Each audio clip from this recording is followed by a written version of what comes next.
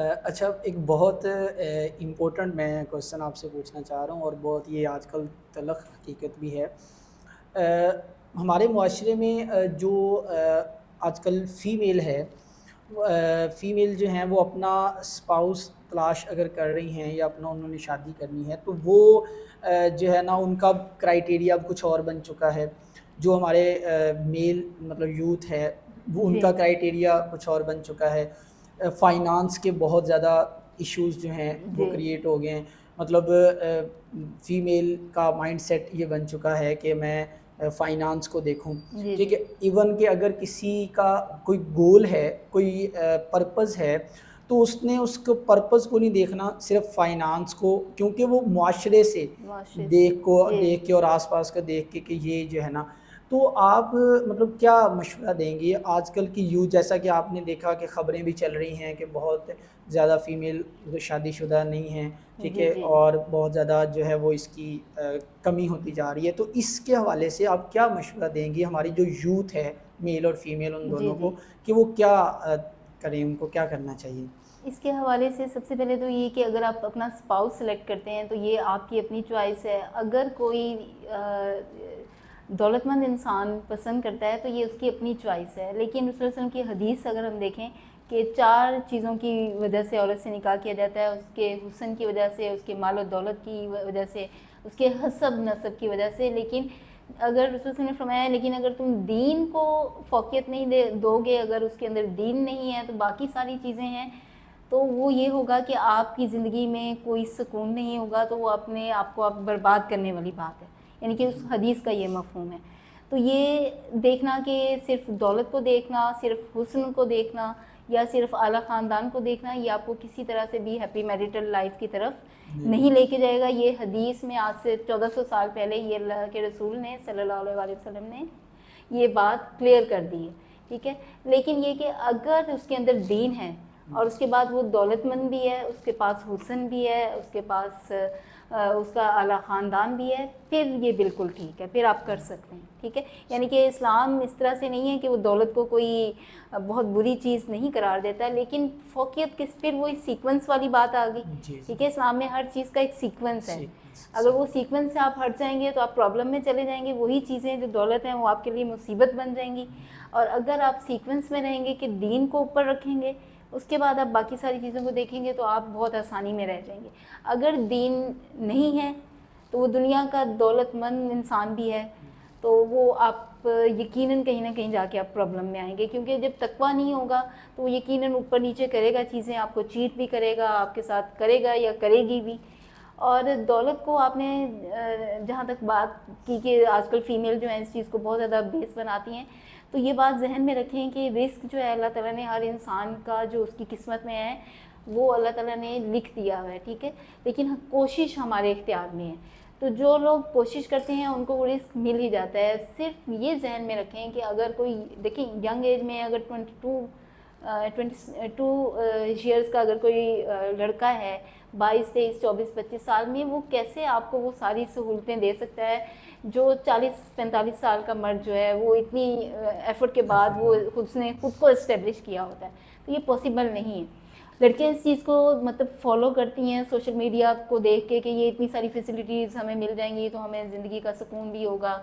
تو یہ ہو بھی سکتا ہے، مطلب کہ قسمت کی بھی بات ہے، یہ ہو بھی سکتا ہے اگر دین والا ہوا، اگر تقویٰ والا ہوا، اور اگر نہ ہوا تو پھر چانسز کم ہوتے ہیں۔ تو اگر آپ کو کوئی ایسا انسان زندگی میں مل رہا ہے، چھوٹی ایج میں مل رہا ہے کہ جو آپ کے ساتھ سنسیئر ہے، لیکن اس کی جو ہے ابھی جاب اتنی اچھی نہیں ہے یا بہت ارننگ اچھی نہیں ہے، لیکن وہ آپ کے ساتھ ایک اچھے طریقے سے جو ہے وہ اپنی زندگی سنسیئر ہو کر اور ایک ذہنی طور پہ صحت مند انسان جو ہے، آج کل یہ بھی بہت ضروری ہے جی، کیونکہ بہت سی چیزیں بعد میں جا کے پتہ چلتی پتہ ہیں، چلتی ہیں یہ تو صحیح۔ بندہ جو ہے مینٹلی ہی جو ہے سک ہے، اس کے ساتھ تو ایک دن بھی آپ نہیں گزار سکتے، تو یہ بھی بہت امپورٹنٹ ہے۔ تو ان ساری چیزوں کو مد نظر رکھ کے اگر آپ اس کے ساتھ شروع میں اگر وہ کم ارننگ کے ساتھ آپ اپنی زندگی شروع کرتے ہیں تو جو مشکل وقت میں آپ نے ایک دوسرے کو ساتھ دیا ہوتا ہے، یہی ساتھ بڑھاپے میں جا کے آپ کے ریلیشن کو دن بہ دن اسٹرانگ کرتا ہے۔ یہ ایک سائیکولوجی ہے، جن لوگوں کے ساتھ آپ نے مشکل وقت گزارا ہوتا ہے، جنہوں نے مشکل وقت میں آپ کا ساتھ دیا ہوتا ہے، وہ دوست، وہ بہن بھائی، وہ ماں اس طرح سے پیرنٹس جو ہے وہ مطلب کہ اس چیز کو جو اپنے بچوں کے مشکل وقت میں ان کی مشکلات کو حل کرتے ہیں. کیوں پیرنٹس ہمیں ہر وقت اچھے لگتے ہیں, ہر وقت یاد آتے ہیں مشکل ٹائم میں مشکل وقت میں ہم یاد کرتے ہیں, اسی لیے کہ انہوں نے ہماری ہر مشکل کو حل کرنے کی کوشش کی ہوتی ہے. کیوں وہ دوست یاد آتے ہیں کہ یہ فلاں فلاں تھی تو یہ میری مشکل اس نے 1 منٹ میں سالو کر دی تھی. تو مشکل وقت میں جو تعلق بنتا ہے وہ بہت اسٹرانگ ہوتا ہے, بہت دیر پا ہوتا ہے, اور انسان کا ایک ٹرسٹ جو ہے وہ بلڈ کرتا ہے. ایک سائیکولوجی پہ پازیٹیو جو ایفیکٹ ڈالتا ہے وہ یہ ہوتا ہے کہ اگر میں کسی مشکل میں پڑا یا میں کسی مشکل میں پڑی تو یہ بندہ جو ہے یہ مجھے چھوڑ کے نہیں جانے والا, یہ میرے ساتھ ہی ہوگا. تو جو مشکل وقت ہے یہ آپ کی بانڈنگ جو بنانے کا وقت ہے. تو اس لیے یہ نہ سوچیں کہ یہ بہت کم ارننگ ہے تو پتہ نہیں میں کہیں میری جو خواہشات ہیں یہ پرسن پوری کر پائے گا یا نہیں کر پائے گا. جب ہم تھوڑی تھوڑی اپنی خواہشات جو بیسک ہماری نیڈس ہیں اگر وہ پوری کر لیتے ہیں, ٹھیک ہے, مطلب اتنی ہماری ارننگ ہے کہ اس میں وہ پوری کر دیتا ہے وہ پرسن, تو دین اٹس اوکے. اور یہ بہت ضروری ہے, شادیوں کا جلدی ہونا بھی ضروری ہے, اس وجہ سے شادیاں بہت لیٹ بھی ہو رہی ہیں کہ فیمیل کی ڈیمانڈس آپ کہہ رہے ہیں کہ بہت زیادہ ہیں, اسی طرح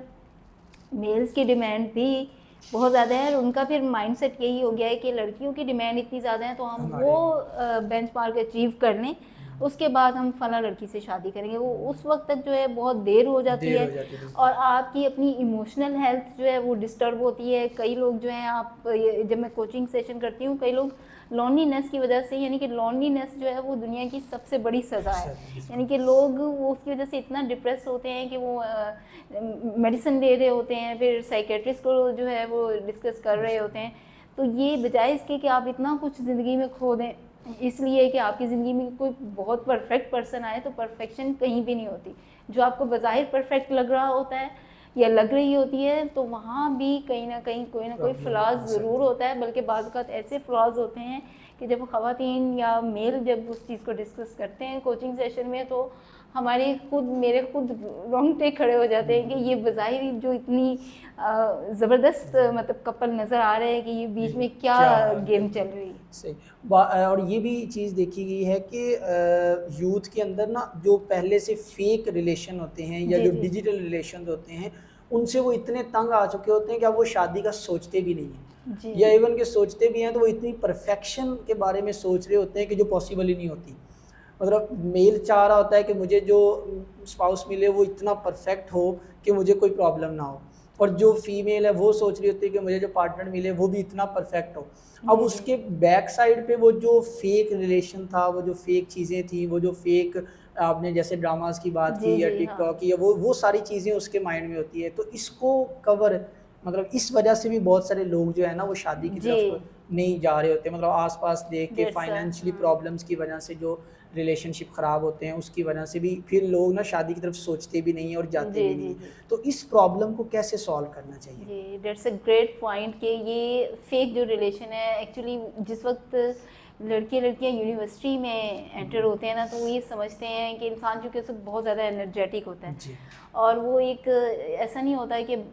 کچھ لوگ پلان بھی کر رہے ہوتے ہیں کہ چلیں تھوڑا عرصہ ہم ریلیشن بنائیں گے اس کے بعد ہم چھوڑ دیں گے, ہمارے پیرنٹس کون سا اس پہ ایگری ہوں گے. لیکن یہ کہ کچھ لوگ واقعی اس میں انوالو ہو جاتے ہیں, ٹھیک ہے, وہ ان کے اندر کوئی